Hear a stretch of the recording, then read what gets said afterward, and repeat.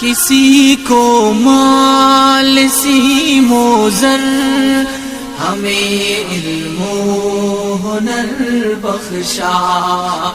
کسی کو مال سیم و زر، ہمیں علم و ہنر بخشا.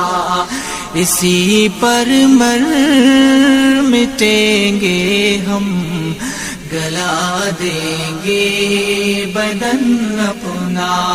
ہمیں دنیا سے کیا مطلب، مدارس ہے وطن اپنا. مریں گے ہم کتابوں پر، ورق ہوگا کفن اپنا. سیاحت کا جسے ہو شوق، وہ پھرتا ہے شہروں میں. سیاحت کا جسے ہے شوق، وہ پھرتا ہے شہر.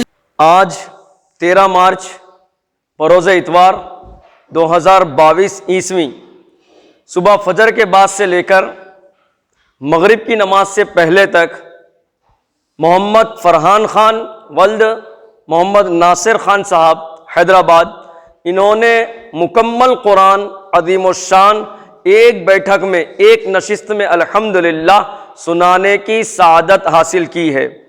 اس طالب علم نے تقریباً 10.5 گھنٹے میں، صرف 10.5 گھنٹے میں مکمل قرآن عظیم الشان کو سنانے کی سعادت حاصل کی ہے.